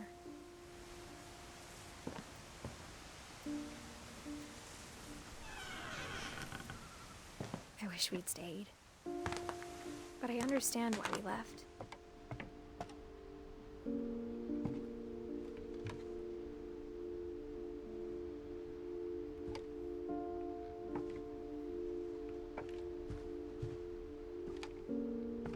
My mom ended up leaving everything behind.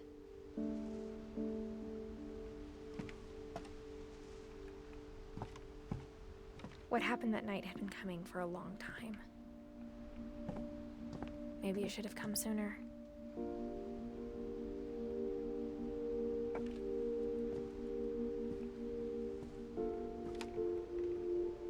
But it had to end one way or another.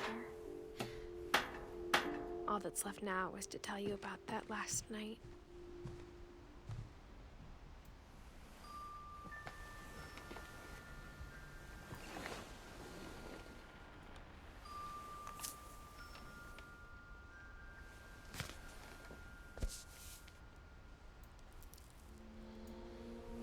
That whole last day, Edie just watched us pack and didn't say a word. Until supper, when she raised her glass and said, "To our final night together, and all our final nights apart."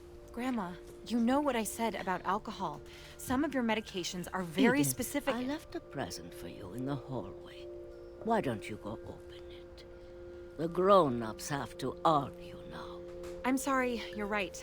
We're all leaving tomorrow. Let's just enjoy our last... I'm not leaving. Edith, you're excused.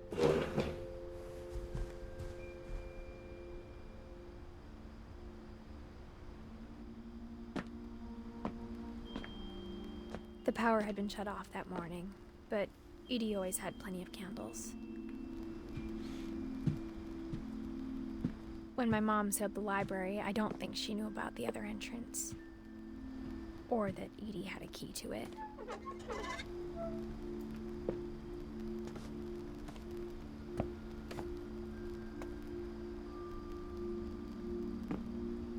That thing you're afraid of isn't going to end when you leave the house.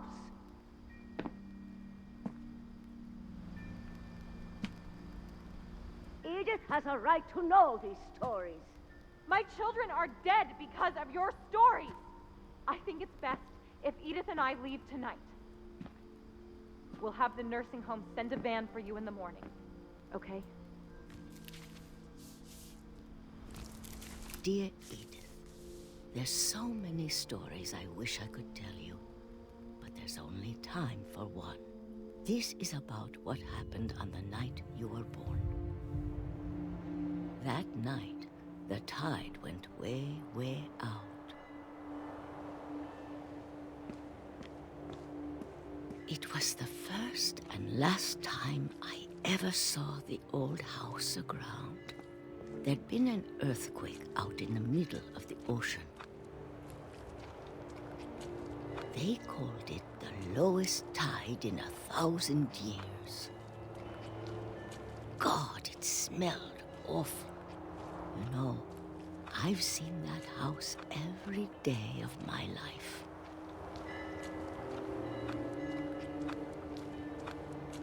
But I never thought I'd go back to it. When the fog rolled in, I lost my way.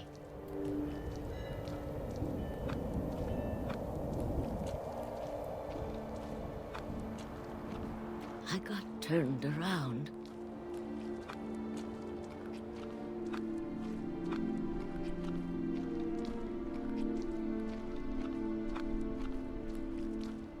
For a while, I wandered.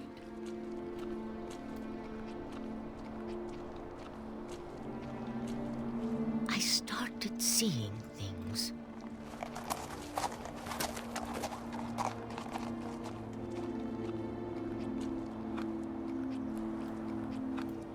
Things I'd forgotten had ever existed.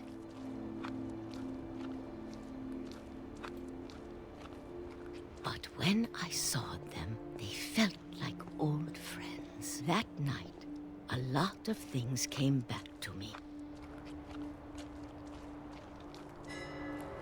Or maybe I came back to them.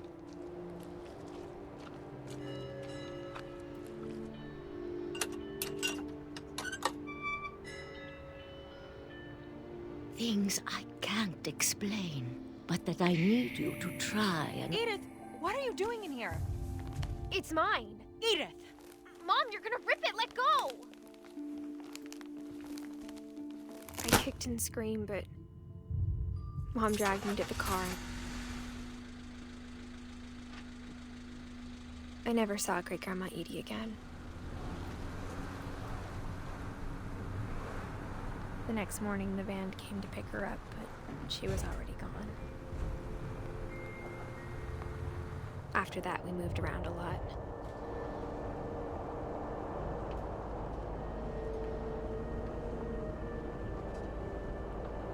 We both tried to make the best of it.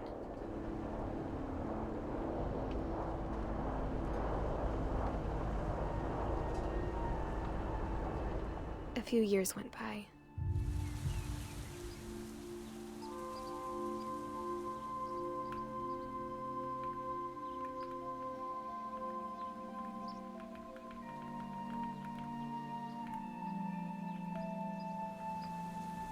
My mom didn't like to talk about it. But she started getting sick a lot. The rest happened pretty quickly.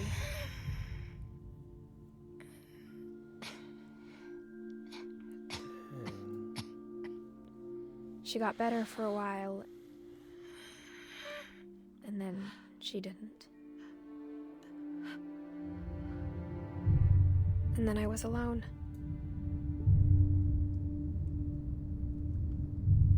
The last Finch left alive.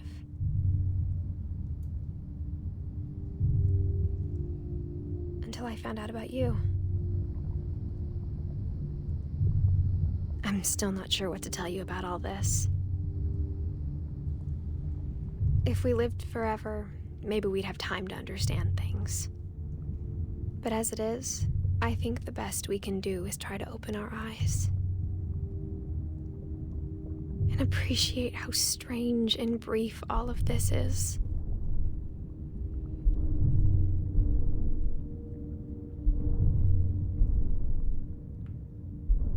This journal was supposed to be for you. But now I hope you'll never see it. I just want to meet you. And tell you all these stories myself. But I guess if you're reading this now, things didn't work out that way.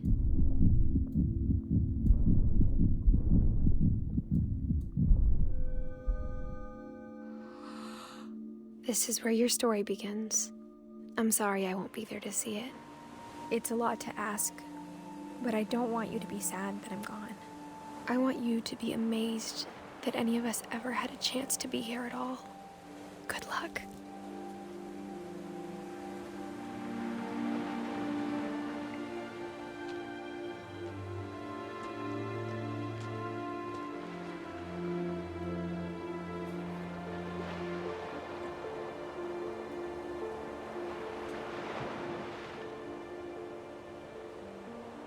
So what happened? Oh, Dale just died, unfortunately.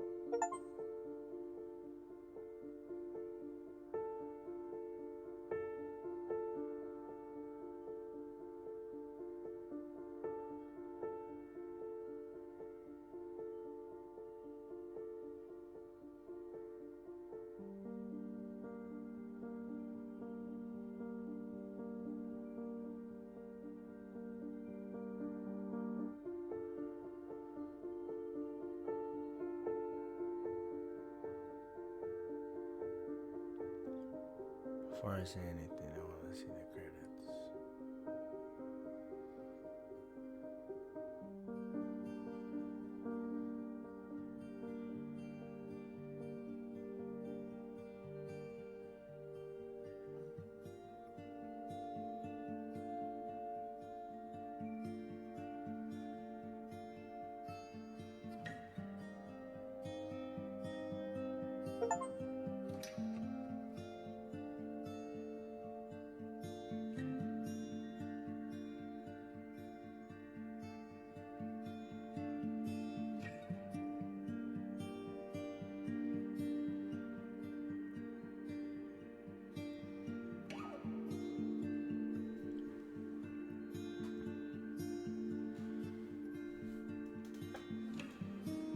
Just have a fucking curse or something? I don't even get it, honestly.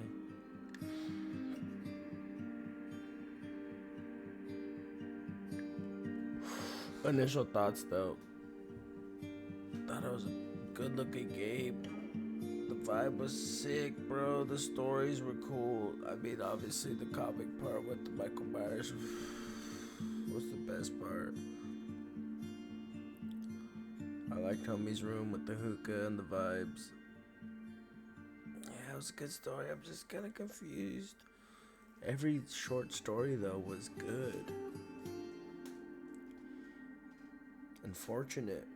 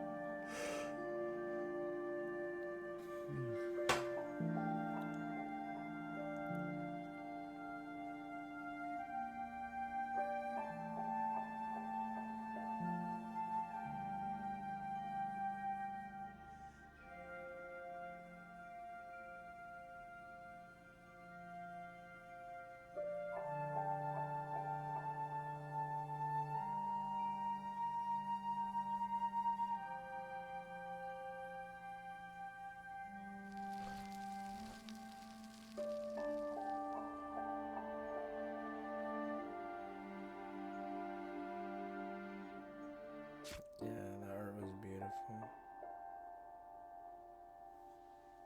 The replay or story option is not available. Select Edith to play for the beginning.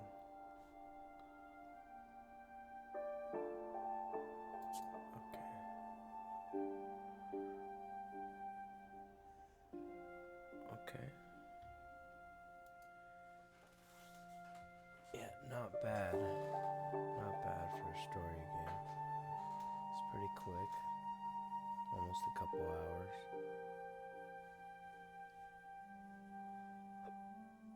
It's just sad as hell. I'm gonna have to watch a couple reviews on it to see a little bit deeper into the story, but if I were to give her a rating out of 10,